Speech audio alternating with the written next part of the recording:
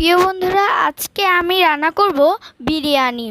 আপনারা যারা যারা দেখছেন সবাই কিন্তু আমার বাসায় চলে আসবেন। আজ আমি বিরিয়ানি রান্না করব, এইগুলা আপনাদের সাথে শেয়ার করব। সবাই আমার পুরো ভিডিওটি দেখবেন। দেখেন আমার হাতে চাল আর মাংস আছে। আপনারা সবাই আমার ভিডিওতে একটু লাইক দিয়ে দিবেন। এখন আমরা দেখব কি কি উপকরণ নেওয়া যায়। প্রথমে নিয়েছি আমরা কি কি উপকরণ নিয়েছি সব আপনারা দেখুন। চলুন তাহলে দেখানো যাক। তো এখন আমরা নিয়েছি পোলাও চাল, মাংস, শসা, লেবু এবং পেঁয়াজ, আদা রসুন বাটা, পেঁয়াজ বাটা, মরিচ। এখন আমরা নিয়েছি টক দই, আর এই পাশে নিয়েছি বেরেস্তা। এখন আমরা মশলা ভেজে নিচ্ছি। মশলা ভুনা করছি ভালোভাবে, তাহলে স্বাদটা একটু বেশি হয়ে যাবে। তো এখন আমরা একটু ভালো করে নাড়াচাড়া দিয়ে পানি দিয়ে দিচ্ছি। তারপরে এখানে আমরা মাংস দিয়ে দিচ্ছি। মাংস দিয়ে নাড়াচাড়া করে দিচ্ছি।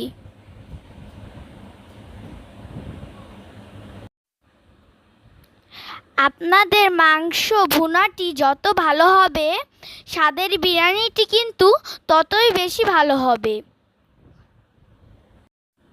আমরা সুন্দরভাবে মাংসটি কষিয়ে নিলাম। দেখেন গাইস, কত বাদামি বাদামি কালার চলে আসছে।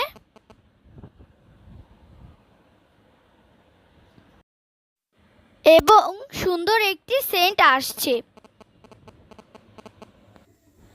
এখন ফ্রাই প্যানটি গরম করে পরিমাণ মতো তেল দিয়ে দিলাম। এখন আমরা পোলাও চাল দিয়ে দিলাম। চালটাকে সুন্দর করে ভুনা করে নিলাম। যতই আপনারা ভাজবেন ততই আপনাদের স্বাদের বিরিয়ানি অনেক মজা হবে। এভাবেই সুন্দর করে তৈরি হয়ে যাবে স্বাদের বিরিয়ানি। এভাবেই কিছুক্ষণ ভালো করে ভেজে নিলাম। এখন একটু নাড়াচাড়া দিয়ে দিলাম।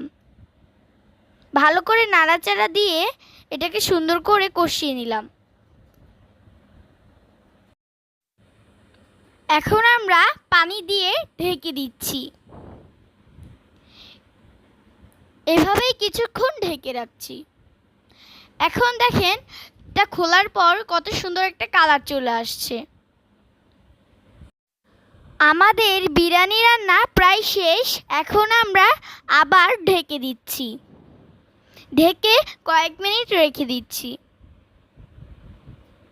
এখন আমরা ঢাকনা খুলে দিচ্ছি। দেখেন কত সুন্দর বিরিয়ানি প্রায় তৈরি হয়ে গেছে। আমাদের বিরিয়ানি রান্না কিন্তু প্রায় শেষ।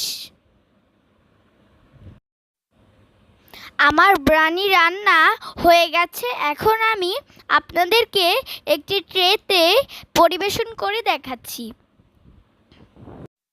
এখন আমি একটি ট্রেতে আপনাদেরকে স্বাদের বিরিয়ানি পরিবেশন করে দেখাবো।